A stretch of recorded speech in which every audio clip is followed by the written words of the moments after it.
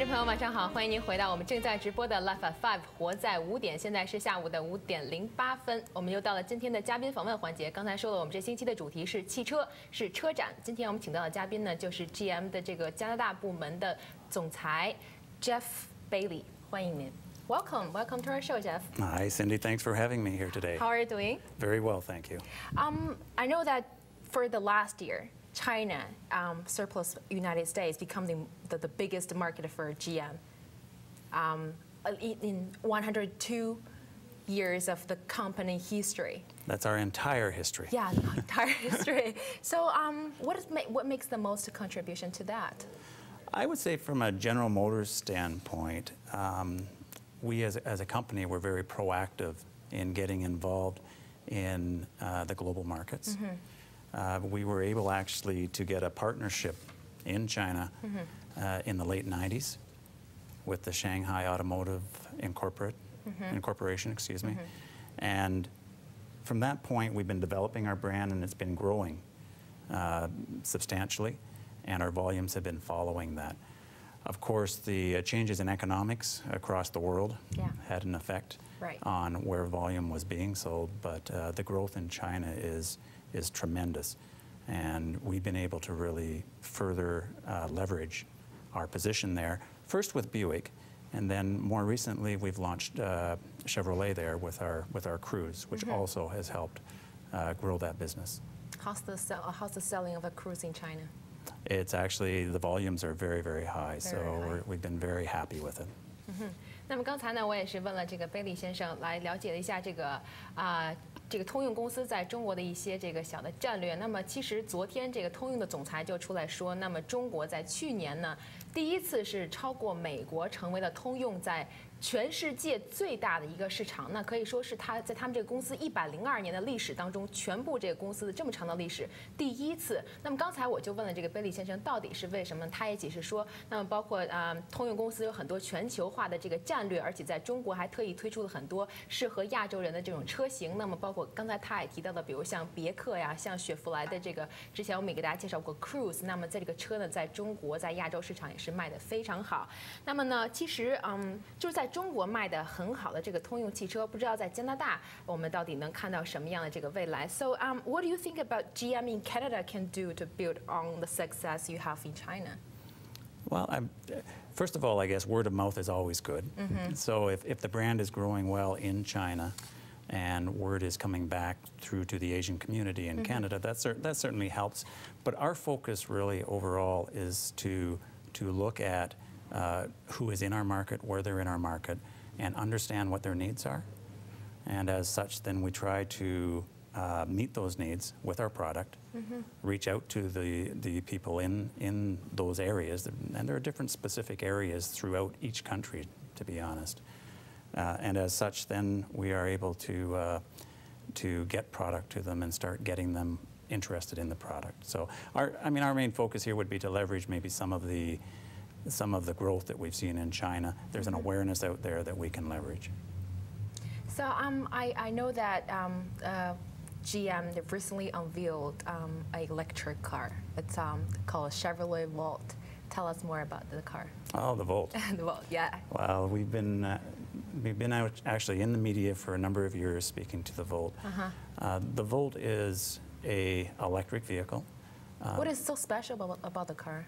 Well, what I would say, one of the main gains with the Volt is, and what we feel is necessary, is that it's a vehicle that can not only operate on electric for a short distance for when the charge runs out, but there is an ability to actually recharge the battery or on an ongoing basis provide further electricity through the alternate propulsion source.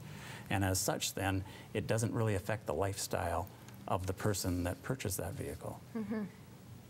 那么刚才这个贝利先生也已经提到，就是这个通用汽车公司呢，最近也是刚推出了一种新款的这个属于是这个电动的新能源汽车，是雪佛兰的这个 Volt。那么中文翻译过来呢是沃兰达的这种车。那么刚才贝利先生提到，就是说这个沃兰达这个车，它其实跟其他的一些，比如说这种油电混合车不太一样的，就是有的一般其他油电混合车可能是在短距离的情况下可以正常的使用，但是如果长距离的话，可能这个效果就不会有那么好。但是这个 Volt 雪佛兰这个 Volt 呢，它是在长距离的情况下，这个如果从油电互相转化的话，你也不会感受到有任何的变化。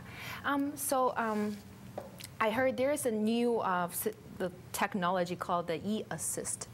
What is that? Well, the Volt is what we would call a fully electric vehicle or Yes. predominantly electric vehicle. Okay. On the other end of the spectrum, we have a light electric vehicle. That's what e-assist would be. What e-assist does is it provides you with a efficiency gain because you're able to store energy at different times of the cycle in the vehicle and then use it at other times so you can be more efficient. It can provide up to about a 24% improvement on fuel economy, and it's at a very reasonable cost. So it's much less expensive than a hybrid. So I can install the system to any kind of cars? We as a company can install it into different vehicles. I mean, there are certain technical things you need to do to make it work and to line it up. But yes, we could put it into pretty much any of our vehicles. Talking about the GM and the Chinese market, we have to mention about the Buick. It's very successful in the Chinese market. So, yes. There is I know that the well-known Buick car in China is the Regal. Yes. Tell us more. The Regal, actually, we've been growing the Buick brand, as we mentioned earlier, very strongly in China. And actually, all of our products been growing very, very quickly in China. What you'll see on the screen right now is actually a shot of our Regal. It's been in the market in China for a year. It's a very stylized vehicle from the outside. It's sculpted, we would say, which falls in line with the Buick brand. It's powered by a 2.4 liter engine, can have a 2 liter turbo engine as well as an up level. But both of those powertrains with a 6-speed transmission provides a very dynamic drive. It's got very nice performance. It's a driver's car, yet it has a lot of the luxury and the appointment inside that the Buick customers look for. What about the price? The price is great. It's great. Is there any difference? The price is very competitive.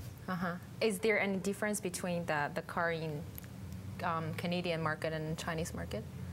There are always differences in each of the markets because as we go through and develop a global product, and the importing and exporting. Yeah, I mean we focus on, and as a corporation, we focus on each of the customers as we're developing the vehicle, and then try to use that synergy to create a product that we then can go out to each of the markets and provide exactly what they need. So yes, there are differences in each market is the short answer. As I mentioned before, the Buick Regal is really very successful in China. In your opinion, why is that people really want to buy a Buick Regal? Well, I think the brand itself has moved into a position where I'd say it's a brand that people aspire to, which has been great for us. Yes. And I think a lot of that is because we're able to do what I was saying earlier, is we're contenting it and we're focusing on ensuring we provide the product that the consumer in China is looking for. We have 3 more minutes. Let's talk about the auto show in the weekends. Yeah, so the auto show is coming just at the weekends to public. It's opening to the public. So is there any new technology the GM want to introduce to the visitors? Well, from a technology standpoint, with 3 minutes and the vehicles, I'd like to talk to it all, if that works for you, Cindy. First, from a technology standpoint, we have probably some interesting things coming along with the smartphones and how smartphones can interact with cars. So we have a smartphone apps that will work with our vehicles that we're starting to get out. And it actually allows you to know your gas level in some cases. With a Volt, you can tell your battery charge. You can do the functions of starting your vehicle externally. The Cruise has that. The Cruise has it, and you can lock your doors, unlock your doors. There's many things that you can do by using that function. So we see it as a way of getting the car more of an extension of the person that owns it. So it gives them the opportunity to personalize it. I mean, there are other technologies that we're also introducing, such as suspension technologies, and actually on the Cruise, we have a shutter on the front, which actually closes to improve fuel economy when cooling isn't needed. So that's the first use in production as well. So a number of neat technologies. But at the auto show itself, I find most people like to look at the cars.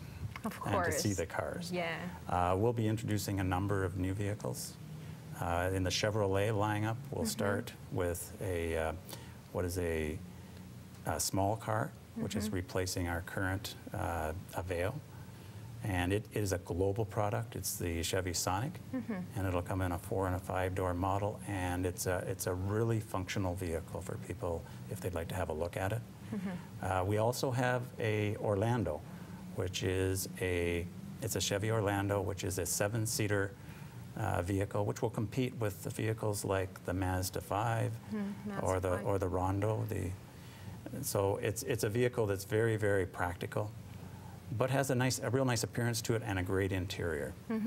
那么刚才贝利先生也是提到了，在这次这个周末即将开始的这个车展上，那么通用公司也是准备了很多款这个新的车型。那么可能他刚才提到很多种呢，我也没有记全，但是不管怎样，如果您想真的看一看这些新车型的话，这个周末自己买票去到这个多伦多的车展去看一看。下午的5点20分。采访到这里，先暂时告一段落，稍事休息一下。我们一会儿会有刘佳恩带给我们的广东话新闻，一会儿再见。Thanks for coming. Oh, thank you very much, Thank you. Cindy. Appreciate your having me.